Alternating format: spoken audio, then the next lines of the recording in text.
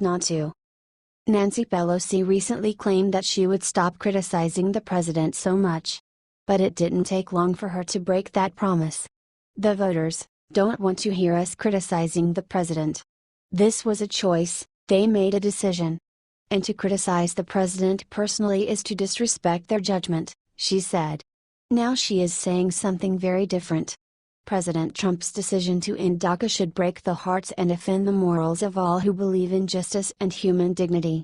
This cruel act of political cowardice deals a stunning blow to the bright young dreamers and to everyone who cherishes the American dream, she wrote in a statement. Strangely, the president has chosen to pardon someone who shares his anti-immigrant views, Sheriff Arpaio, who was convicted, while punishing young children who are innocent, she continued. Congress must move immediately to protect these courageous, patriotic dreamers. House Republicans must join Democrats to pass legislation to safeguard our young dreamers from the senseless cruelty of deportation and shield families from separation and heartbreak. Democrats will stand firm with dreamers and redouble our efforts to protect our nation's families from the Trump administration's mass deportation agenda, she wrote. What should offend the morals of Americans is trying to defend the illegal actions of millions of people. Is Nancy Pelosi a fraud?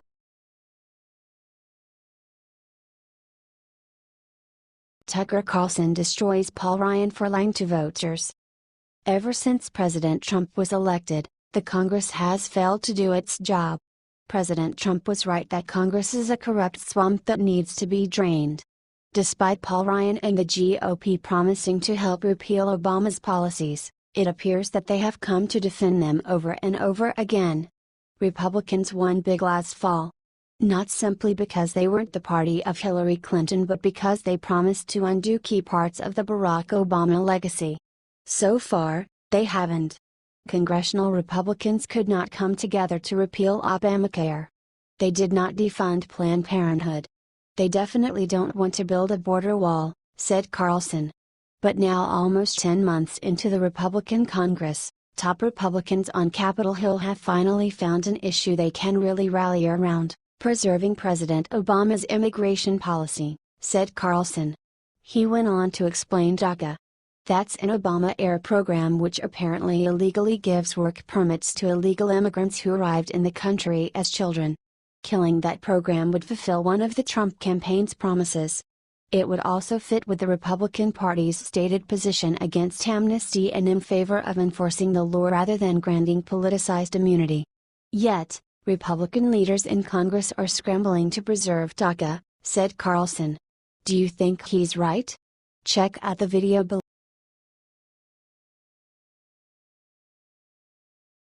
Breaking: beloved Fox host just abruptly retired after 18 years. There has unfortunately been a great deal of staff turnover at Fox News in the past 2 years. The conservative network has witnessed the departure of leading on-screen personalities such as Bill O'Reilly, Greta Van Susteren and Andrea Danteros, as well as behind-the-scenes leaders such as Roger Ailes and Bill Shine. Now, sadly, one more well-known Fox News host has said his goodbyes to his viewers, this time making the voluntary decision to leave.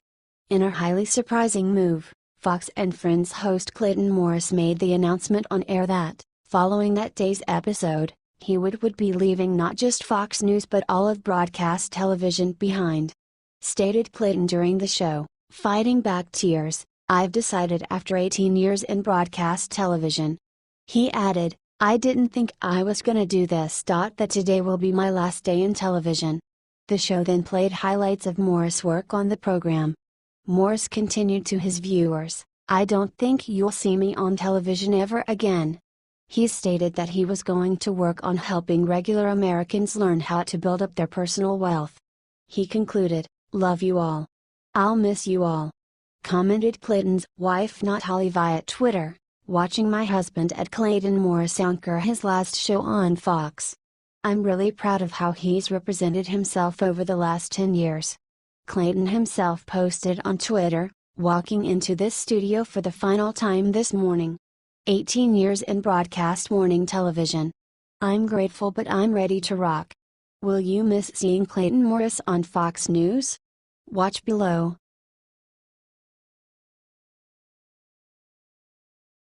Representative Gutierrez encourages illegals to fight in the streets to get what they want. It seems like Democrats are becoming the party of violence more and more often. Democratic Representative Luis Gutierrez encouraged Dreamers to take to the streets and fight in order to get what they want.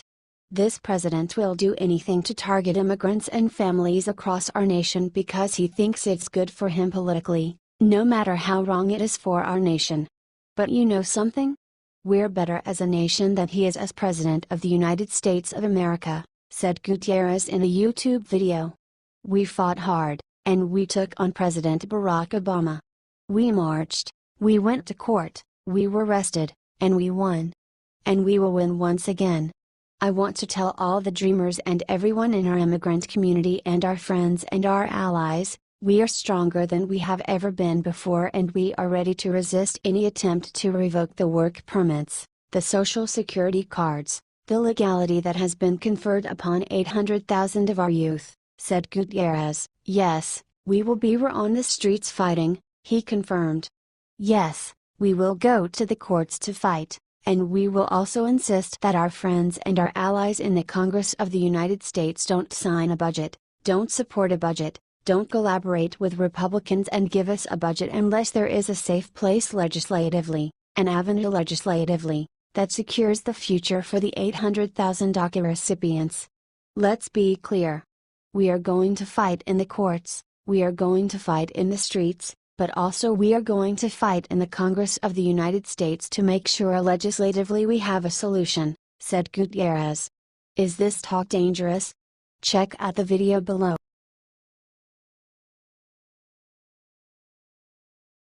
He's not my bride. Putin makes one of the most bizarre speeches about President Trump ever. Immature liberals have been trying to paint President Trump and Putin as a couple because Trump won't be as hateful to him as they want him to be. President Trump can recognize that Russia is a huge power and it would be smart and good for the whole world for us to be able to get along. Liberals don't like this one bit. And Putin crushed liberal fantasies of the two together in a recent bizarre speech. In a press conference, Vladimir Putin was asked if he was disappointed in President Trump. He responded that this was a very naive question. He's not my bride, and I'm also not his bride or groom, said Putin. Trump is guided by the national interests of his country, and I by mine. I very much hope that we will be able, as the current U.S. president has said, to reach some compromise in resolving bilateral and international problems, Putin said. He also spoke out against North Korea. He said that the only way to stop the crisis was through diplomacy and warned against military hysteria. We know that North Korea has nukes, we also know that North Korea has long-range artillery and it has other types of weapons, and there are no weapons against long-range artillery, and these weapons can be difficult to locate. So we think that this military hysteria will not lead to good results. It could lead to global catastrophe with lots of victims, said Putin.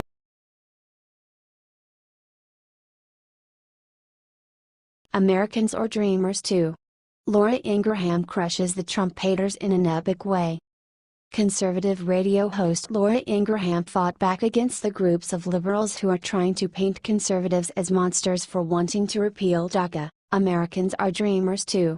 They have a lot of dreams that have not been fulfilled because of a variety of reasons. A lot of them have to do with politicians not doing what they said they would do, said Ingraham on an interview with Fox. American citizens want a better life, they want their kids in schools that aren't overcrowded, they want health care that doesn't rise in its costs 20%, 18% a year, so that's number one. Number two, I think people have to understand what DACA is really all about. It's about giving work permits and federal benefits to people who are as advanced in their age as the age of 36, she said. Even though liberals try to say that DACA is all about the children, you can't even apply to it unless you're in between the ages of 15 and 36. DACA is nothing but a way for the government to allow people to get away with committing crimes. Do you think that Ingraham is right? Do you think it is time to shut DACA down? Or do you disagree? Check out Laura Ingraham in the video below.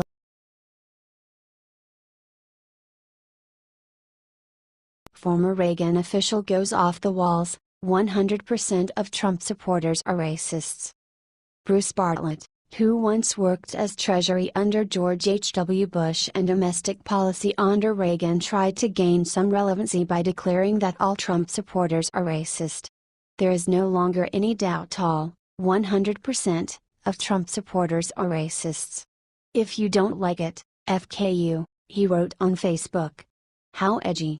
He faced a lot of backlash but continued his assault.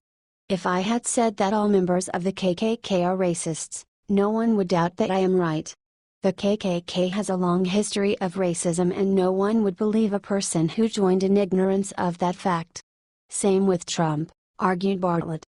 As the criticisms continued to pile, he clarified his statements more. I did not say all Trump voters are racists, nor did I even imply that all Republicans are racists. What I said is that all Trump supporters are racists. That means the people who support Trump now, today, after all his horrible racist statements and actions. Those people are racists, he wrote.